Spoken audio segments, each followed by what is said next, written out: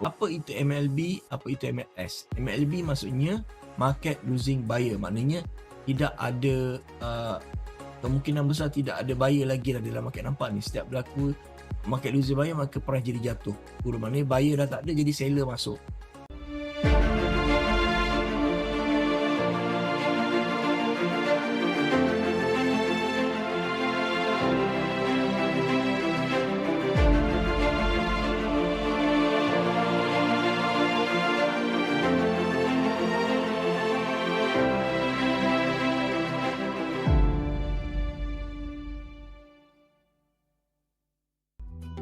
Assalamualaikum dan salam sejahtera. Okey, baik, video kali ini saya nak jelaskan pada anda bagaimana menggunakan HFX Trend Trader Indicator di dalam TradingView. Okey, baik.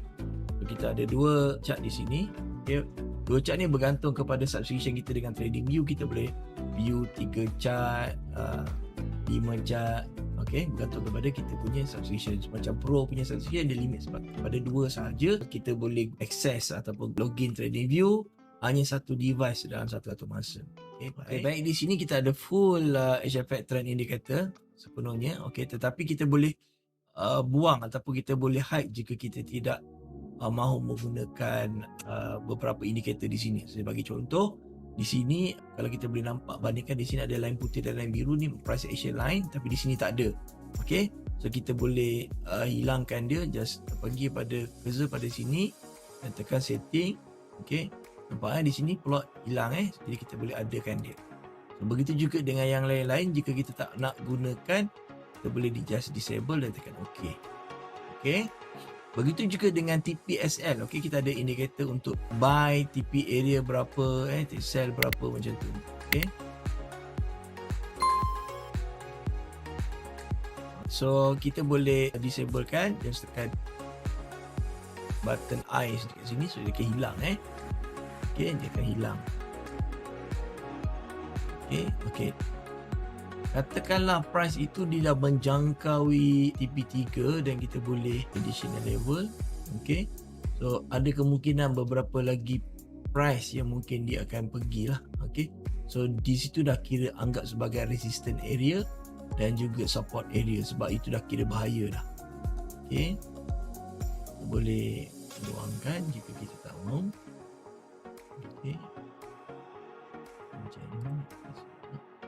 So, kita boleh jadikan sebagai pivot ni sebagai kita punya TP dan SL. Right.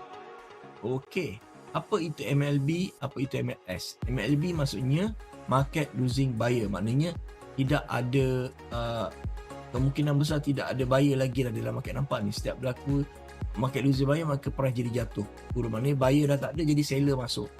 Okey, begitu juga dengan MLS, apabila price di dalam downtrend, maka di situ market losing seller, maknanya ada kemungkinan price sudah tidak ada seller dan price akan menjadi naik menjadi naik. Nampak di sini berlaku MLS.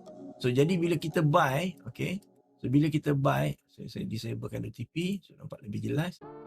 Bila dalam buy, jangan sekali-kali buy apabila market losing buyer. Okey, bahaya. Sebab kalau boleh ambil waktu possible buy. Okey, saya sarankan untuk nampak lebih jelas, pergi kepada HFX ini, tekan setting dan pergi pada style, ambil yang ini warna orange. Okey, so boleh nampak jelas. Okey, so kita gunakan dia sebagai support area. In moving average ni kita gunakan support and resistance area. Boleh nampak bila dia touch kan tu dia reject. Okey, nampak dia reject. So bila kita buy, bila ada MNB, jangan masuk buy jangan masuk buy bila MNB. Kalau boleh masuk waktu dia keluar possible buy ataupun dia keluar perkataan buy. Okay, nampak? Possible buy bergabung dengan buy maka dia akan kuat. Okay, so begitu juga dengan sell. Kalau ada possible sell, kita ambil waktu downtrend, uptrend. Okay, waktu di downtrend. So bila ada possible sell dan kebetulan ada sell dan kita boleh masuk. Jangan ambil sell ataupun ambil buy bila ada keluar MLS ataupun keluar MLB. Sangat-sangat bahaya sebab waktu itu ada kemungkinan price akan buat reversal. Begitu juga dengan possible buy. Jangan sell apabila keluar possible buy.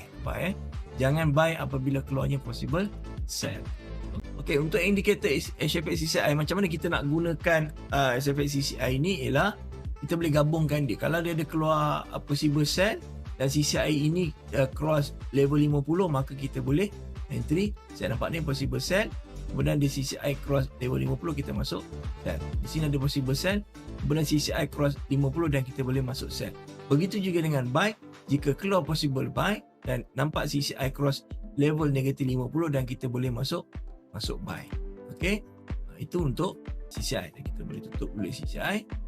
Okay, untuk MACD, MACD ni kita gunakan untuk tengok volume. Lagi tinggi dia punya histogram vertical bar dia, maka lagi besarlah volume dia. Okay, kalau kita nampak di sini price ini naik tapi volume dia kecil, so that one of the reason kenapa price ini makin turun lagi.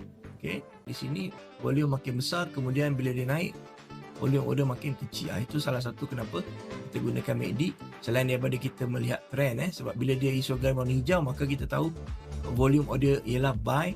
Jika kita melihat merah, maka kita tahu volume order dia sell. Tapi kita nampak di sini volume order sell dia sikit berbanding dengan volume order buy.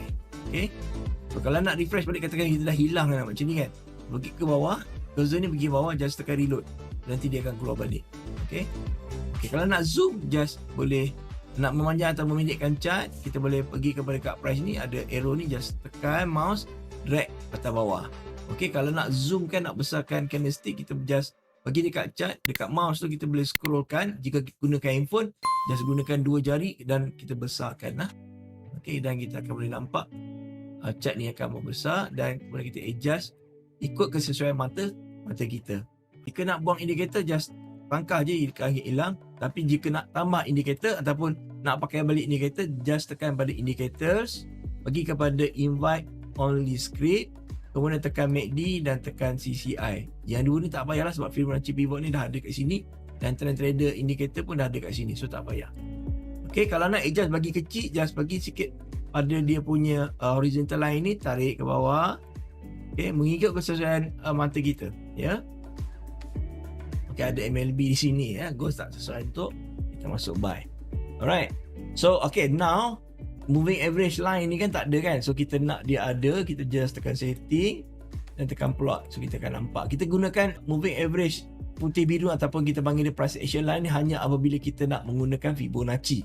Tujuan dia ialah jika kita nak tak nak menggunakan TPSL di sini ataupun Shafak punya TPSL, kita boleh tutup dan kita boleh gunakan Fibonacci.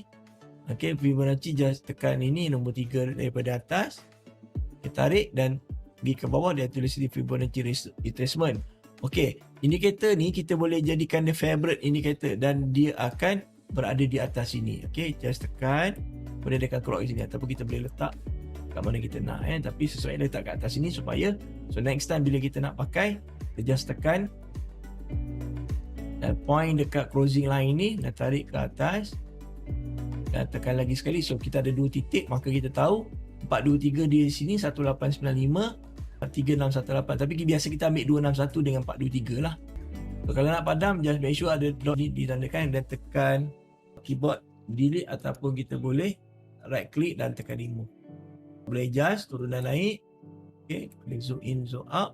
Okay, nak tukar time frame. Okay, katakan ni H1, so kita nak tukar, just pergi pada sini, tekan time frame yang kita nak. Okay, dan kita adjust balik. Nampak macam setting dia lari sikit, pergi ke bawah dan tekan reload. So nanti buat dia nampak di situ. So jika kita nak tukar pair, kita just tekan sini dan ni kat atas sini ada pair, tekan, kemudian just padam dan type pair yang kita nak. Okay, biasa saya akan gunakan broker daripada FXCM ataupun Wanda. Okay, saya akan pakai di sini. Okay, boleh nampak. Okay, katakan tak nak pakai price action ni sebab mungkin kita suka naked chart, so just pergi pada ini, tekan setting, keluarkan dia. Okay, ataupun kita tak nak juga gunakan moving average yang orange ni dan kita boleh. Alright, so nampak je lah kat sini so signal possible sell, kemudian dia turun, possible sell, possible buy dia naik, possible sell dia turun. Kalau untuk ini kita nak adjust bagi kecil sikit, ikut kesesuaian pun boleh. Okay, alright, so macam mana kita nak simpan template ni? Okay, so just pergi kepada perkataan template ni. Okay, di bahagian tab atas template, kemudian kita save indicator template, namakan ikut kesesuaian yang kita nak. Macam saya akan gunakan HFX. Okay, just save saja. Kemudian nanti dia akan keluar di sini. So katakan kita nak gunakan dia sebagai favorite pack, just tekan start. Saya nak tukar. Okay, ini okay, let's say sebelum kita tukar ni kita savekan dia sebagai HFX bulan. Okay, so bila kita gunakan dia HFX. Let's see. Yeah. Okay, yang ini kita namakan dia sebagai naked. Okay. Let's save. So katakan kita nak load ni kepada full chart. Kita pergi dekat sini, tekan HFX. Nanti dia akan keluar HFX. Dia katakan yang ini, katakan yang ini kita nak jadikan dia sebagai naked, pergi template dan tekan naked. So dia akan naked. Okay. Template dengan layout berbeza Template berbeza dengan layout. Layout ni maksudnya kita punya background ni warna hitam. Lepas tu kita pakai dua chart. Berbeza dengan template. So jadi apa kita boleh buat ialah kita tekan sini dan kita save. So next time bila kita dah buat pertukaran chart, indikator dan sebagainya, kemudian bila next time kita nak login, kita tak nak hilang tu dan kita kena save lah. Okay, tekan save and then dia akan save. So next time bila kita log out, so in balik, kita akan dapat balik chart yang kita nak last kita tinggalkan, last kita log out. Okey, satu lagi ialah news. So bila gambar ikon simbol flag ni, maksudnya ada news yang akan berlaku pada masa akan datang. Jadi macam sini pada 1 Jun ada news Great Britain Pound UK. Ini ada news US pada 1 Jun juga dan seterusnya. Okey.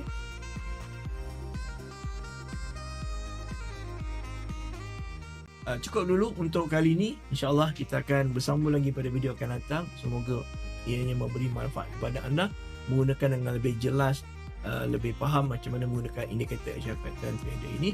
InsyaAllah kita berjumpa lagi di video akan datang. Bye bye.